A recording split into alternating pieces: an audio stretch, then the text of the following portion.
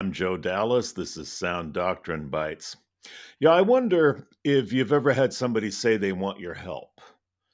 So you say sure, and you get involved in their life, and you set aside time to talk, and you listen, and you're trying to offer as much help as you can, and you think it's going pretty well, and all of a sudden they ghost you. You call, they don't respond, you show up, they're not there, and you wonder what's going on. Well, I want to talk to you about three things to do when someone is distancing you, because that is so often a part of the process. This is a series we're doing 7 lessons every helper needs to learn. Helper, that's probably you. I think it's most of us. Most of us don't want to just be right with God. We want to be used by God. So we basically say, hey, come on, Lord, here I am, send me. And that means being a part of his purpose in people's lives. Now, that's not like we're the Messiah, lucky you've got me to help you. It's not like that at all. It's just a very natural desire to be a part of what God wants to do in another person's life. Paul said it very nicely to the Corinthians, 2 Corinthians 1:24, not that we have dominion over your faith, but we are helpers of your joy. We are helpers of your joy. So, if you're a helper, I mean, that could make you a discipler or a mentor or a counselor or a pastor, anybody who just wants to be of help to somebody else in their process, trying to live out God's best for their lives. Great blessing. It's a wonderful blessing to be a part of somebody's growth. And people do want to grow. That alone is the work of God in their lives, They do want to grow. Paul told the Thessalonians, 1 Thessalonians 4:3, this is the will of God, even your sanctification. Okay, so that's God's will, their sanctification. It becomes their will as well. Philippians 2:13, for it is God who works in you both to will and to do of his good pleasure. Doesn't always go that smoothly, though, does it? I mean, ask any personal trainer. Somebody comes to him and says, hey, I want to get fit, I want to lose weight, I want to gain muscle. And the guy says, okay, I'll help you do that. And it starts off well, and somewhere midway through the process, the motivation just starts to wane a little. Or ask any life coach or any therapist or any pastor for that matter. At some point, if you're a helper, you're going to have to come to terms with some ugly truth. People have a love-hate relationship with their own growth. So they're going to have a yes-no relationship with their own helper. That really is true. People have a love-hate relationship with their own growth. Well, let's be honest. I think it's true of all of us. I know it's been true of me.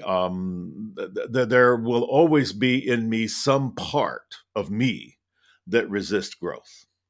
It's a very human problem. Remember Israel when they came to the border of Canaan? They'd been set free, but now it was not just going to be a matter of being set free. It was also going to be a matter of reclaiming new land. And that means fighting battles. So Israel was basically saying, freedom, yes, conquering, no. It's going to require too much. It's a little scary. And if you look at yourself, you must have seen this by now. You make a commitment to something important. You want to lose weight. You want to quit smoking. You want to get a degree. You want to stop this bad habit, whatever.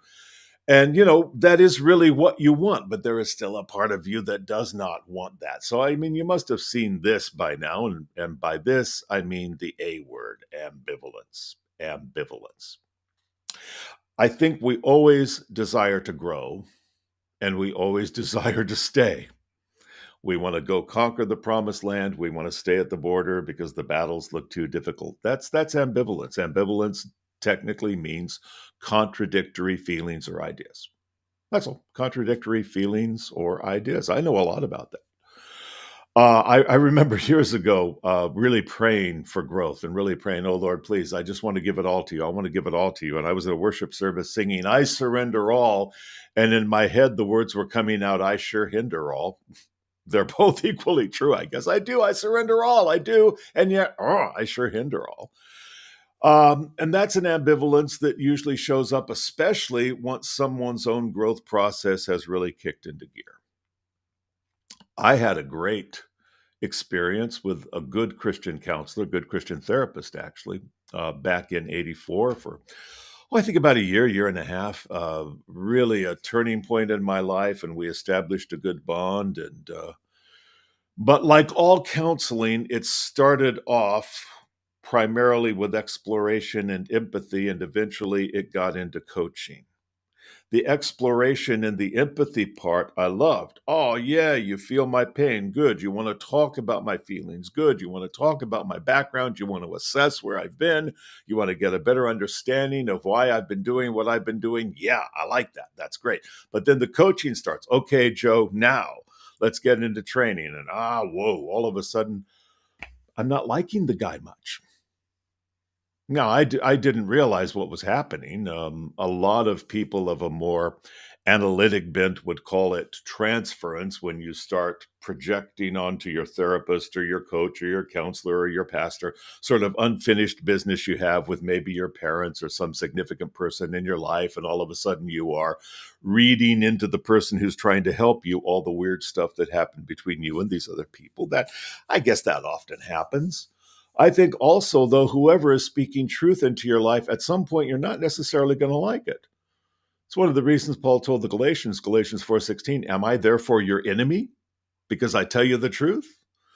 I think we got a love-hate relationship with the truth. I do. And I also remember a time in my life when not only was I sort of having a yes-no relationship with my therapist, and all of a sudden I'm feeling like I don't like you as much, but I also didn't like the accountability factor. All of a sudden I got a little tired of that. Because when you're letting somebody help you, you become accountable to them for what you're doing or what you're not doing. And I kind of felt like I wanted to take back the reins. Well, that's not just me. There are also some kind of general facts of life we got to admit about people in general. I think people want results without pain. I really do. I mean, I think people want the end product, give me the after picture so I can get from the before to the after. But that doesn't necessarily mean I want to put in the discomfort, even the pain that might come with getting from here to here. So people do, I think, want results without pain. And I think oftentimes when people say they want help, what they mean is they want to feel better about themselves. That's not always true, but I sure have seen that a lot in my own work over the last 36 years. A lot of people who say, I want help, really mean make me feel justified in what I'm doing, make me feel like the problems in my life are not my own fault. Common human problem, Proverbs 21:2, every way of man is right in his own eyes, but the Lord pondereth the hearts. Now, that can be painful. I remember, again, in my own therapy, I had my defenses built up as to how I'd been wronged, and I was justified in my anger and my rage, but gently my therapist worked with me to, oh boy, reconsider. The Lord ponders the hearts. The Lord ponders the hearts. And the promised land is unfamiliar. That's another general fact of life. There's a lot of power to the familiar. In fact, I often say never underestimate the power of the familiar. That's what keeps a lot of people where they are, even if they know their habits or their lifestyle or their relationship is very destructive. What's powerful about that sin in their life, that unhealthy, dysfunctional thing and or simple sin, is it's familiar, like a nice security blanket, The promised land, that was unfamiliar territory. Not only was God calling Israel to face giants, which they hadn't quite dealt with that kind of battle before, but you'll notice in the book of Joshua, every battle was a little different. Which is interesting, isn't it? Because if you think about it, God's way of working in you, it's not always so predictable. And I think that keeps us dependent on him. And I think that's as it should be. And another sad fact of life, I think it's true of most of us, people want to say they tried. That way they can basically let themselves off the hook and say, well, I tried, but it didn't work. So a lot of people will say, just for example, well, I tried counseling, but it didn't work. Well, I'll grant sometimes counseling doesn't go well, but so often when people say that, what they mean is, I showed up every week. I sat there and listened and I talked. Doesn't mean I took my counselor's advice. Sort of like somebody saying, well, I went to the gym 3 times a week and it didn't do me any good. Well, okay, but what did you do when you got there? If you showed up and you just went through a half-hearted workout and you didn't really put yourself into it, and then during the week, apart from the gym, you weren't watching your diet, you weren't getting adequate rest, you weren't obeying basic health principles, what the heck did you expect? So a lot of people approach counseling or mentoring that way. Well, I went to my pastor, I went to a therapist, I went to a discipleship group, whatever. I showed up, but nothing happened. And oftentimes what they really are saying is, I didn't do what I was told to do. I simply showed up. But what they were telling me to do required too much of me. I didn't want to go there. Well, those are all sad facts of human life, and they have a lot to do with ambivalence. They have to do with sin. They have to do with, fear. Who knows what else? So, bottom line is, that's when people start distancing you. You're trying to help, and all of a sudden, your work with them has gotten to a certain point. You've prayed together, you've talked together, and the bond has been good, and suddenly they're distancing you. They're kind of pushing you away, or basically saying, I don't want to deal with you anymore. What can you do as a helper? I want to offer three things that can be helpful in all of this: educate, exhort, and entrust. Educate, exhort, and trust. Let's start with educate, okay? One thing I find helpful in the early part of the process, you're dealing with somebody and they say, hey, would you please mentor me? Would you pray with me? Would you counsel me? Would you be there for me? This is a time in life I need you to be a part of what God's doing in me. I think up front, it can be helpful to say, okay, look, you should anticipate the struggle. You should anticipate the struggle. What struggle? Well, Paul said it to the Galatians 5:17.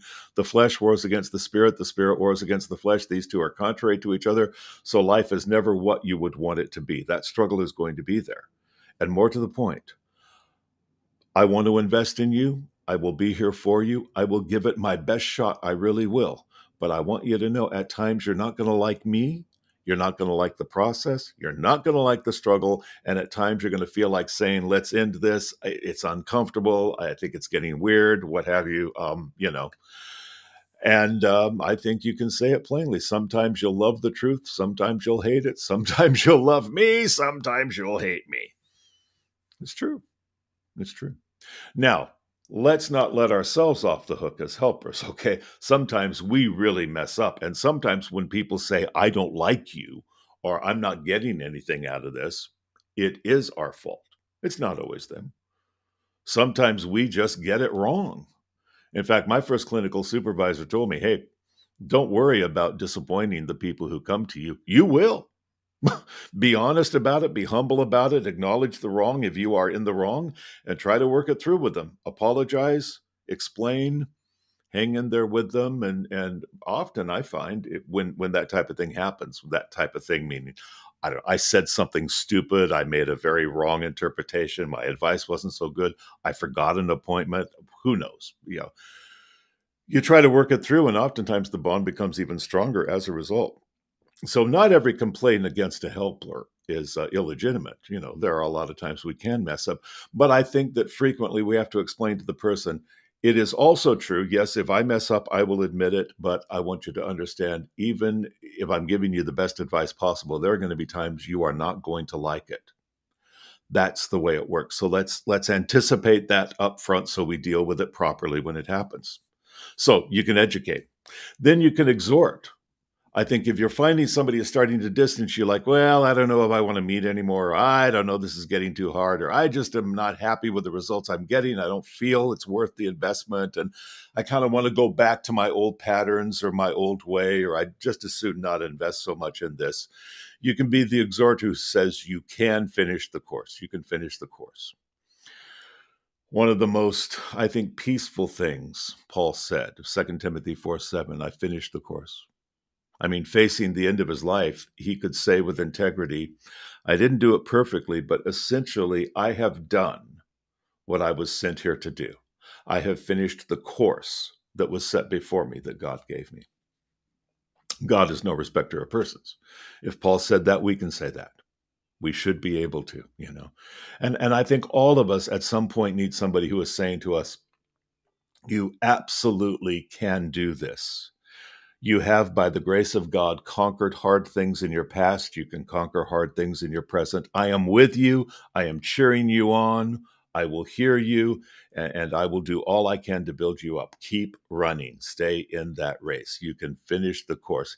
And there's no reason not to bring yourself into it at a point like that. I often say to my clients, I get it. I have frequently felt like giving up. Sure. I don't know if we'll ever reach a point where we're immune to that particular temptation. So I sometimes bring we into it instead of you, and I'll say, you know what, we can finish this course. We can. We can. You and I together can finish what God began with the two of us, and you can continue, and I can continue long after our work together is done. We can also finish our individual course. So you exhort, you can finish this. You can finish this. But finally, if you're really getting distanced, okay, then you entrust. My first clinical supervisor also told me, and this was darn good advice, never chase a distancer. Never chase a distancer. That is to say, if somebody is really saying, no, I don't want your help anymore, well, don't start chasing them. Now, exhort them, encourage them, communicate with them, let them know you're there. Of course.